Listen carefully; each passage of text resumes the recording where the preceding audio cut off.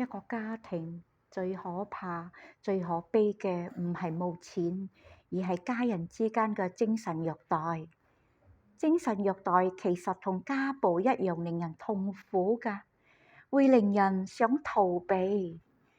呢種精神虐待會觸發人嘅自卑感同悲觀嘅情緒，嚴重嘅焦慮、抑鬱成疾者會有自殺嘅傾向㗎。精神折磨係加害人以辱罵、貶低、威脅、挖苦、跟蹤、限制人身自由或者不瞅不睬、冷漠等手段對加害人進行折磨，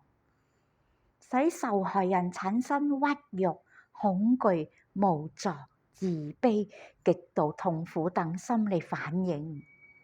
呢種對家人嘅羞辱就如一把鈍刀插心窩，仲要旋轉兩圈。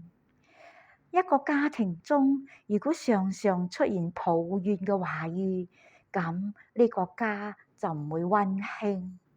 而係殘酷暴力嘅屠場。